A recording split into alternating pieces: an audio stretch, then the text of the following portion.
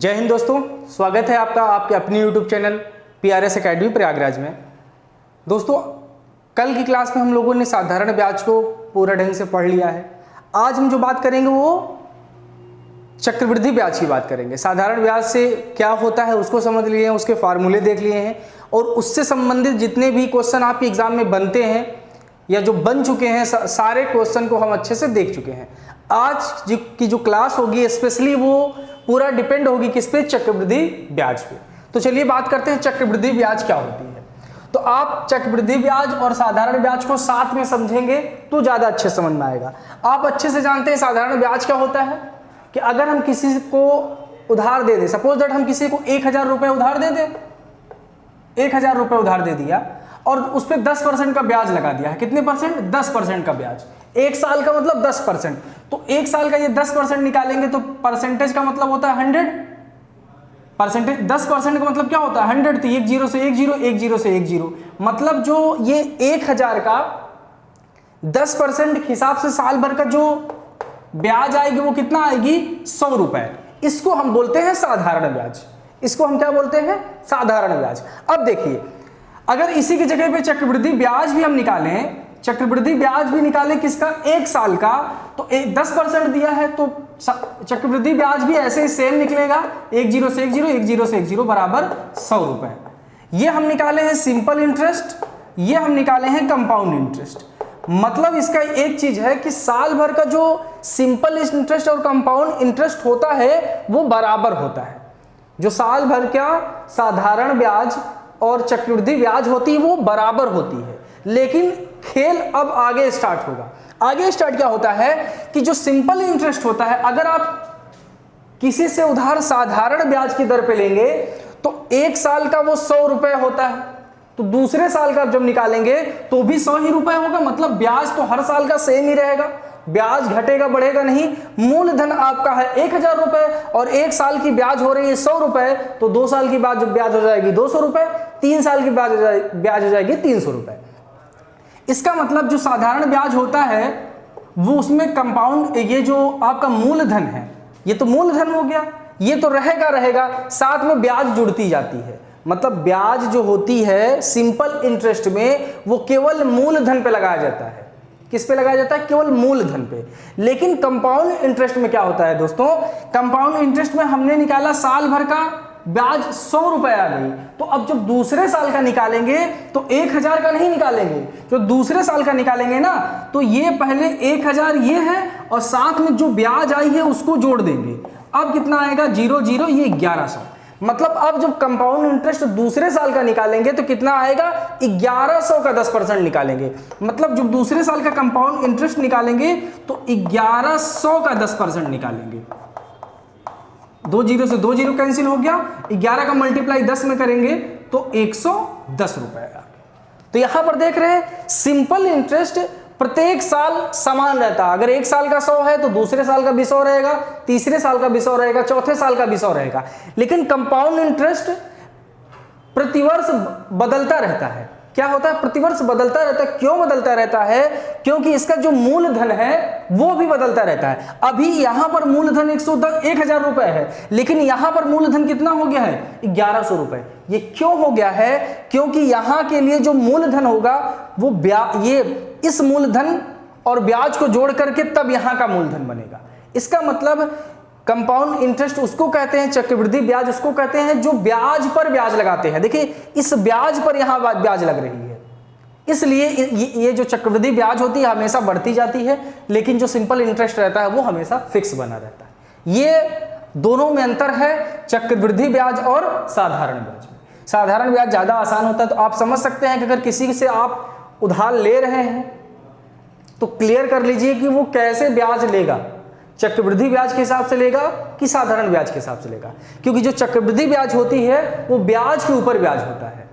ठीक है, जैसे यहां पे 100 रुपए था, लेकिन 100 रुपए था तो इसको ऐड कर लिया, अब इस पर ब्याज बना रहा है। समझ में आया ना? तो चक्रवृद्धि ब्याज यही होता है।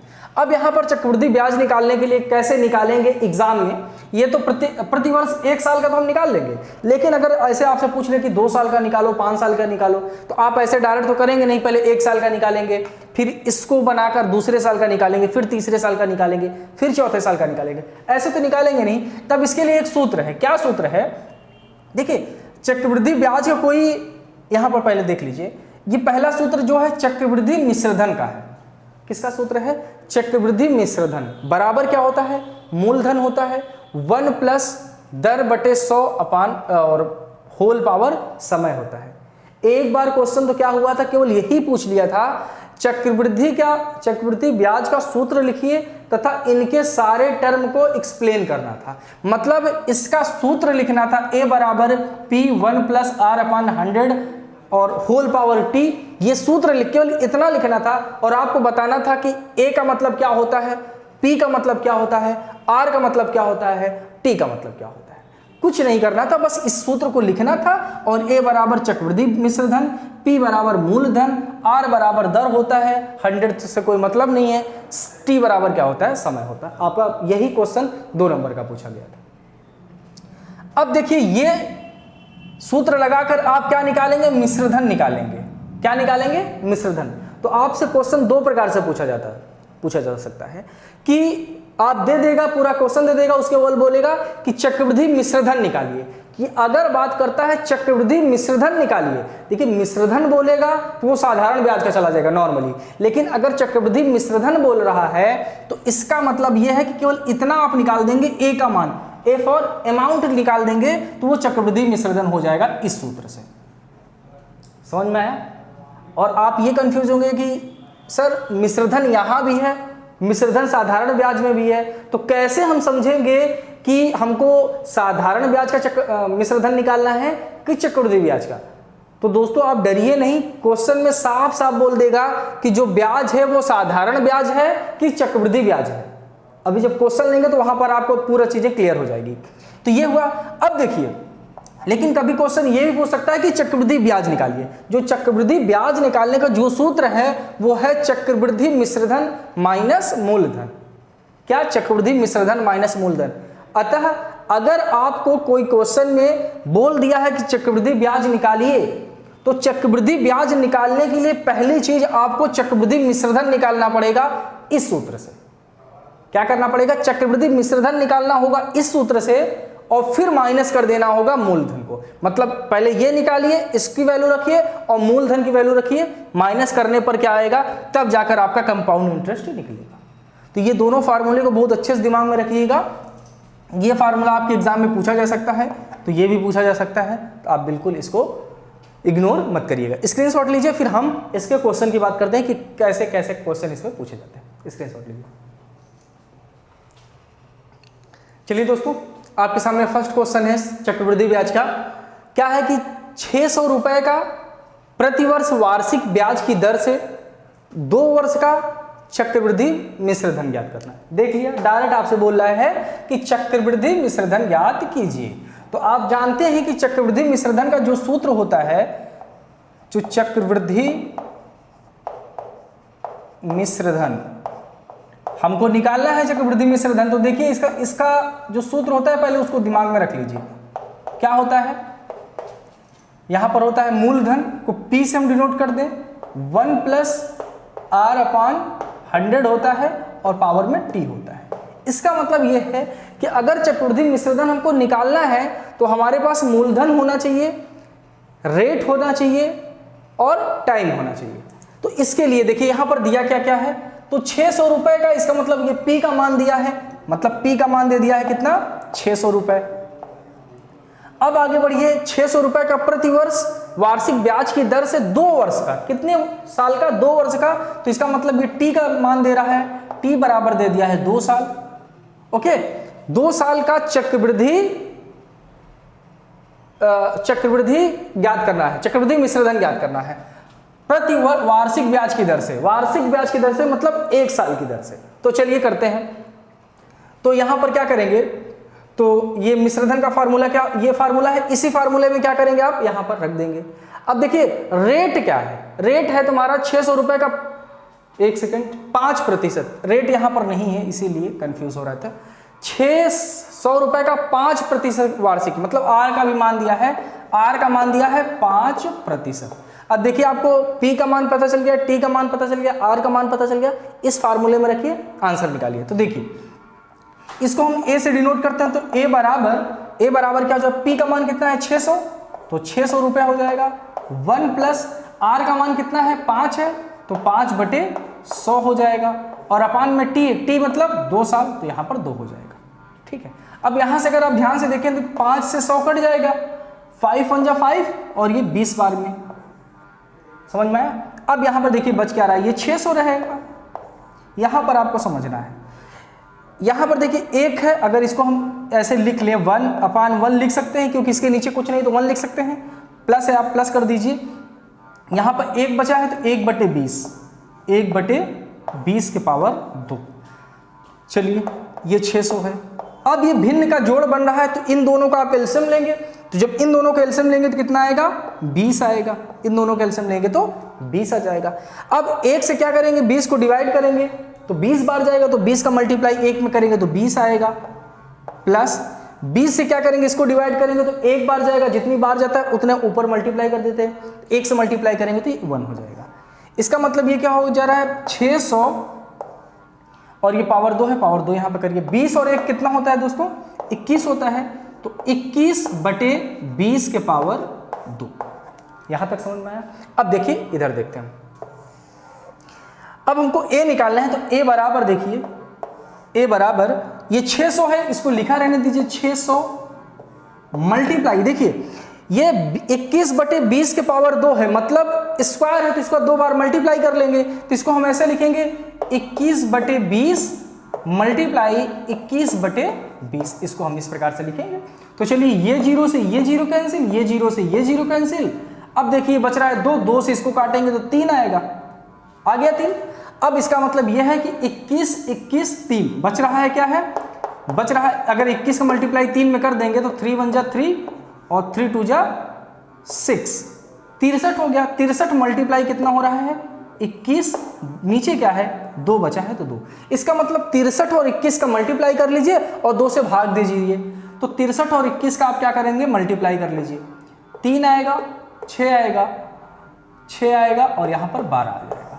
तो यहाँ पे 3 6 दूनी 12, 1 2 और 1 3 और 1, ये कितना आ गया 1323। इसका मतलब A का जो मान आ रहा है इन दोनों का मल्टीप्लाई करने पर आ रहा है 1323/2। अब 2 से भाग देना है तो 2 से भाग दे दीजिए। चलिए यहाँ पे 2 से भाग दे दें किसको 1323 को, 1323 को देखिए जब भाग देंगे तो 6 बार जाएगा तो ये 12 आएगा, 3 में से 2 जाएगा 1 आएगा, 2 उतारेंगे तो 12 हो जाएगा, फिर 6 बार जाएगा तो ये 12 से 12 क्या हो जाएगा कैंसिल हो जाएगा। अब इस 3 को उतारेंगे तो 2 1 9, 2 1 बार जाएगा तो यहाँ पर 1 होगा तो ये 1 आएगा। अब रिमाइंडर कुछ नहीं बचना चाहिए, तो पॉइंट में ले जाएंगे तो यहाँ पर पॉइंट बढ़ाएंगे तो यहाँ पर 0 आ जाएगा, तो ये हो जाएगा 5, तो यहाँ पर 10 का 10। इसका मतलब 2 से जब इसको डिवाइड कर रहे हैं तो जो आंसर आ रहा है वो 661.5 आ रहा है। इसका मतलब जो अमाउंट होगा, जो चक्रवृद्धि मिश्रधन हमको निकालना है वो कितना हो जाएगा 661.5 रुपए, यह चक्रवृद्धि मिश्रधन होगा। इन केस इसी क्वेश्चन को थोड़ा सा बड़ा कर देता और ये पूछता कि चक्रवृद्धि मिश्रधन निकालिए तथा चक्रवृद्धि ब्याज भी निकालो। अब चक्रवृद्धि ब्याज निकालना होता तब कैसे करते, उसके लिए क्या फार्मूला होता है मिश्रधन माइनस मूलधन। इसका मतलब मिश्रधन मतलब A का मान और मूलधन मतलब 600, तो 661.5 में से 600 को माइनस कर देते तो जो आता वो हमारा ब्याज आता। आप इसके स्क्रीनशॉट लीजिए, फिर ब्याज वाला नेक्स्ट हम क्वेश्चन लेते हैं।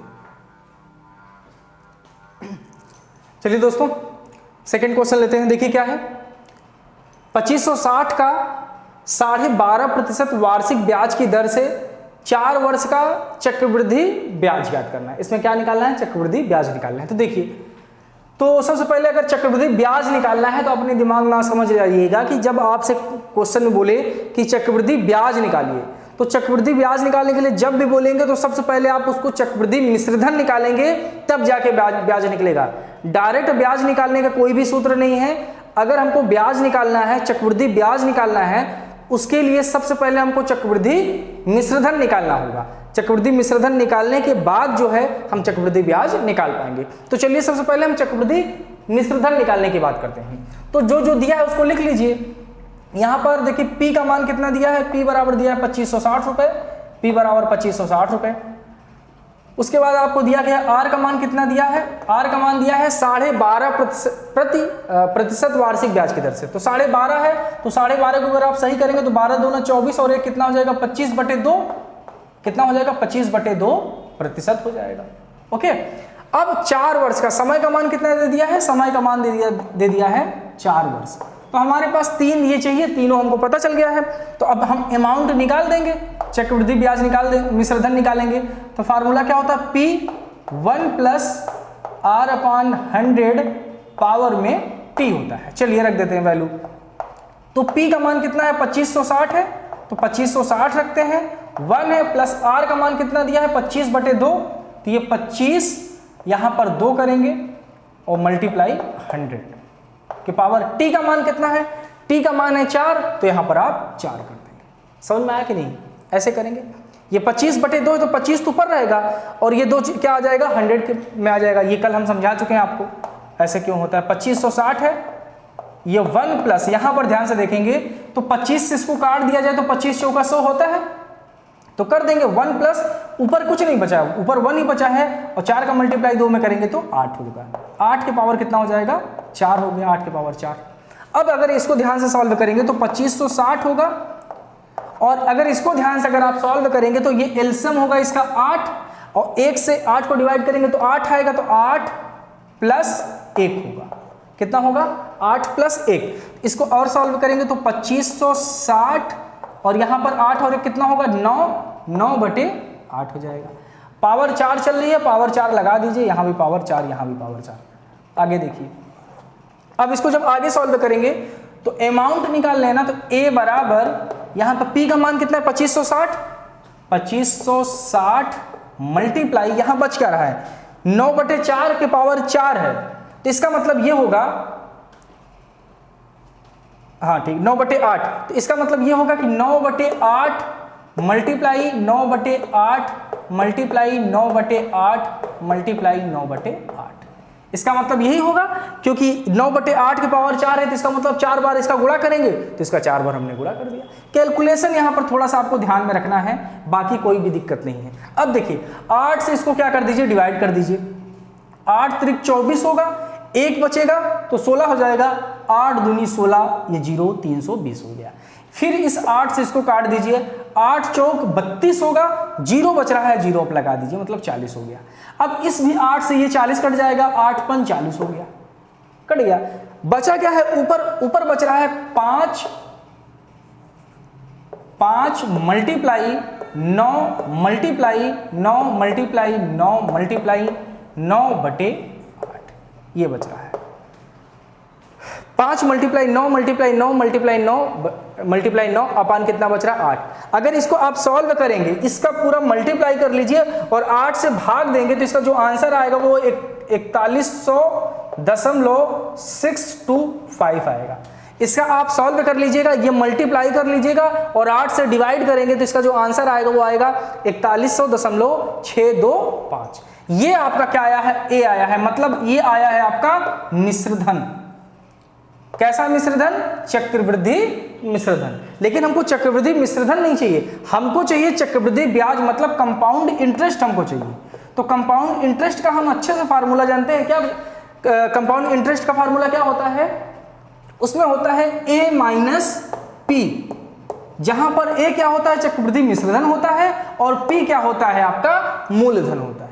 तो यहां पर देखिए 4100 यहां पे वैल्यू रखेंगे तो 4100.625 होगा, माइनस करेंगे कितने 2560 का, कितना 2560। अब यहां पे ध्यान से देखिए, अगर 4100.625 में 2560 को अगर आप माइनस करेंगे तो इसका जो आंसर आएगा वो आएगा 1540.625 रुपए। ये आ जाएगा क्या आपका कंपाउंड इंटरेस्ट, ये आएगा आपका कंपाउंड इंटरेस्ट। ठीक है, ये आपका आंसर हो जाएगा। अब ये चीज तो आप अच्छे से समझ ही रहे हैं कि कैसे कैसे हो रहा है। कैलकुलेशन है, इतना कैलकुलेशन तो अब इतना कैलकुलेशन हम बताए हैं तो इतना तो उम्मीद कर सकते हैं कि आप इसको नॉर्मली सॉल्व कर लेंगे। 4100.25 से इसको माइनस करेंगे तो ये आएगा, इसका मल्टीप्लाई करके 8 से भाग दे देंगे तो ये आएगा। चेक कर लीजिएगा आप अपने से भी एक बार, ठीक है। स्क्रीनशॉट लीजिए, फिर हम नेक्स्ट क्वेश्चन की तरफ चलते हैं। चलिए दोस्तों, अगला क्वेश्चन है, इंपॉर्टेंट क्वेश्चन है, ये आपके 2017 में पूछा गया, 2016 में, ये आपके एग्जाम 2016 में डीएलएड थर्ड सेमेस्टर में पूछा गया है। तो इसको ध्यान से समझिएगा, थोड़ा सा लैंग्वेज चेंज है क्वेश्चन, जो अभी तक जो क्वेश्चन हम किए हैं उससे लैंग्वेज थोड़ा सा चेंज है, समझेंगे तो बहुत आसानी से समझ में आ जाएगा। देखिए क्या है, हर्षिता ने एक राष्ट्रीयकृत बैंक में 5,000 रुपए जमा किए। आप अपने आप को हर्षिता मान लीजिए और आप क्या कर रहे हैं, 5,000 रुपए बैंक में जमा कर रहे हैं। तो इसका मतलब 5,000 रुपए अगर बैंक में आप जमा कर रहे हैं तो ये आपका क्या होता है, मूलधन होता है। तो इसका मूलधन दिया है, जो जो तुरंत पता चलता जाए उसको हम लिख देंगे, मूलधन को ही पी से डिनोट करते हैं। ये दिया गया है 5,000 रुपए। ओके, एक स्टेप हम सीखे, आगे है 2 वर्ष बाद समय दिया है, समय भी लिख लेते हैं। टी का मान दे दिया है 2 वर्ष, तो 2 वर्ष लिखिए। आगे पढ़िए, 2 वर्ष बाद उसे कुल कितने रुपए मिले। अब क्या बोल रहा है, 2 वर्ष बाद अगर आपने बैंक में 5,000 रुपए दिया तो 2 साल बाद बैंक आपको कितने रुपए देगा। क्वेश्चन यहां तक है, अगर आपने बैंक को 5,000 रुपए दिया है, वो 2 साल बाद आपको कितना रुपए वापस रिटर्न करेगा। शर्त क्या है, शर्त यह है कि यदि बैंक 8% वार्षिक चक्रवृद्धि ब्याज देता हो। शर्त यह है कि जिस बैंक में आपने 5,000 रुपए दिया है वो 8% की दर से चक्रवृद्धि ब्याज देता है। तो इसका मतलब यहां मोटे मोटे तौर पर यह है कि आपको P पता है, T पता है और यहां से R भी पता चल गया, R बराबर 8%, और आपको निकालना क्या है, कुल कितने रुपए मिले। अब जो बैंक देगा वो टोटल कितने रुपए देगा, तो ये वो जो देगा, पहली बात तो वो मूलधन तो देगा ही देगा, क्योंकि बैंक में जब आप पैसा जमा करते हैं या किसी को जब आप उधार देते हैं तो जो पैसा रिटर्न करता है तो आपका मूलधन तो देता ही देता है, साथ में और क्या देता है, ब्याज देता है ना। तो मूलधन प्लस ब्याज, मूलधन प्लस ब्याज क्या होता है, मिश्र धन होता है। इसका मतलब जो हमको निकालना है वो क्या निकालना है, मिश्र धन निकालना है। लेकिन कौन सा मिश्र धन निकालना है, चूंकि ब्याज चक्रवृद्धि ब्याज चक्रवृद्धि का है, इसलिए जो मिश्र धन आएगा वो चक्रवृद्धि मिश्र धन हमको निकालना है। इसका मतलब हमको जो ज्ञात करना है वो हमको ज्ञात करना है चक्रवृद्धि मिश्रधन हमको प्राप्त करना है। चक्रवृद्धि मिश्रधन क्या होगा, ये हमको निकालना है।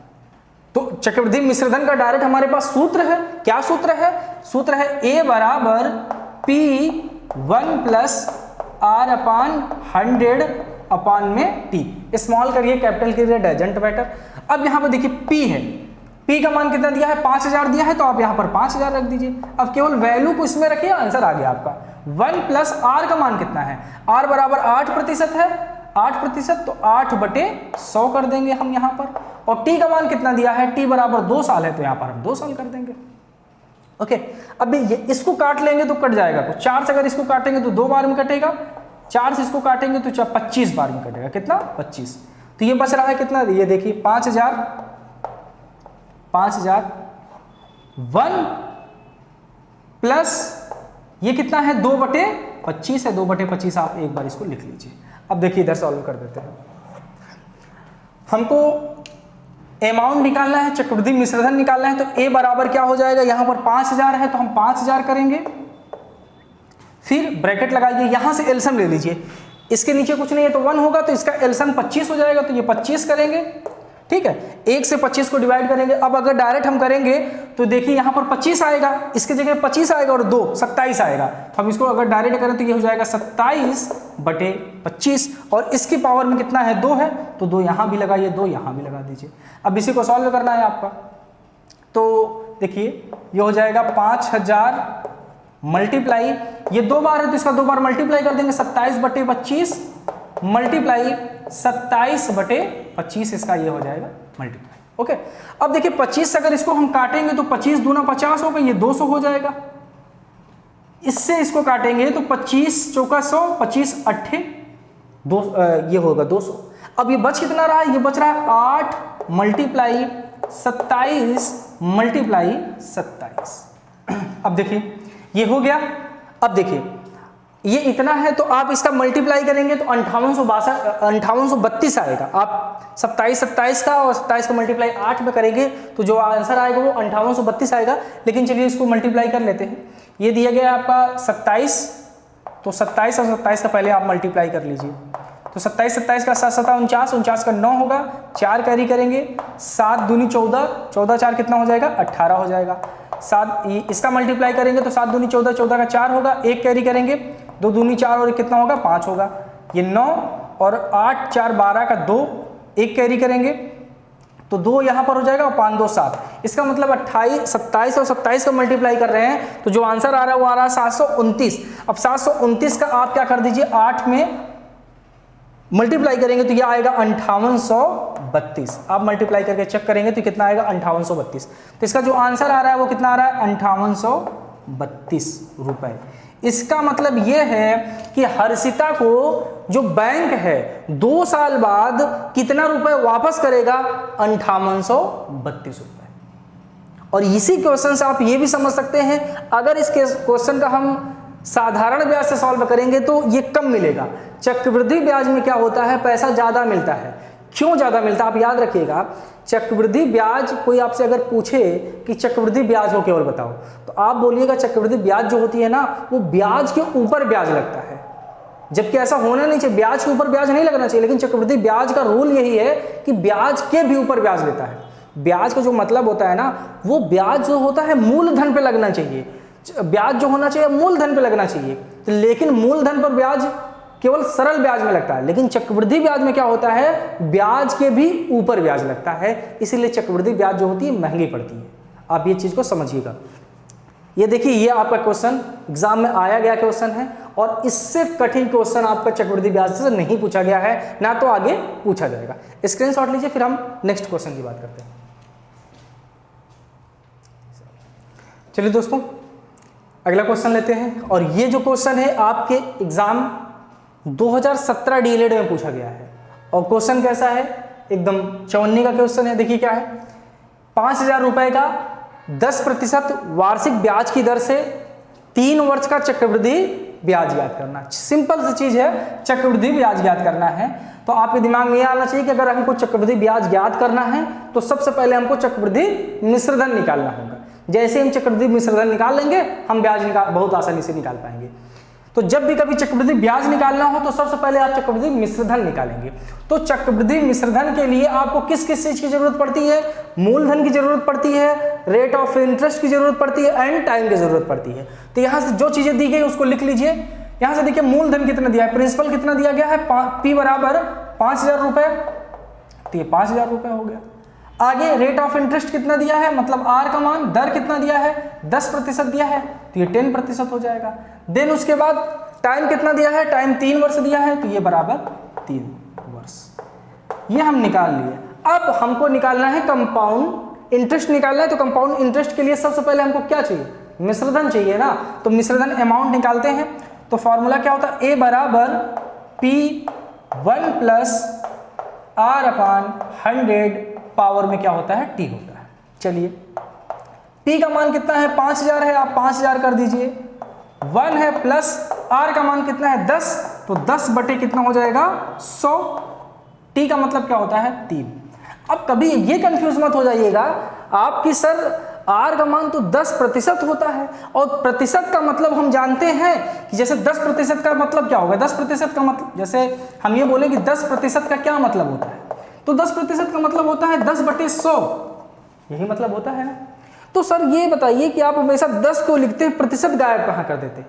आप याद रखिएगा ये प्रतिशत कहाँ चला जाता है, ये ऑलरेडी सूत्र में लिख दिया गया है 100, इसलिए हम इस परसेंटेज को नहीं लिखते हैं। और आप याद रखिएगा जहां पर रेट आपके क्वेश्चन में नहीं पूछा जाता है, लेकिन आप जब इसके बारे में और डीप नॉलेज करेंगे तब वहां पर आपको पता चलेगा कि R का मान कभी कभी वार्षिक नहीं देता है। जहां जब वार्षिक नहीं देगा तो परसेंटेज नहीं लगेगा यहाँ पर। ये चीज समझ में आया। तो यहाँ पर ये परसेंटेज हम नहीं करते हैं क्योंकि ये परसेंटेज पहले से यहाँ पर सूत्र में 100 लिखा गया है। तो अब इसको देखिए आगे सॉल्व करिए तो ये 5000 रहेगा 1 प्लस यहां से देखिए कट रहा है तो काट दीजिए, 1 0 से 1 0 कट जाएगा तो ये बचेगा क्या 1 प्लस 1/10 के पावर 3। इसको आगे सॉल्व करिए तो ये हो जाएगा 5000, ये 1 प्लस ये 1/10 है ना, तो इन दोनों का एलसीएम कर लीजिए 10 आएगा। अब इतना तो पता है एलसीएम आप आसानी से कर लेंगे। अब एक का 10 में भाग देंगे तो 10 बार जाएगा तो ये 10 और 1 ही कितना हो जाएगा 11 ये, ठीक है। अब इधर देखिए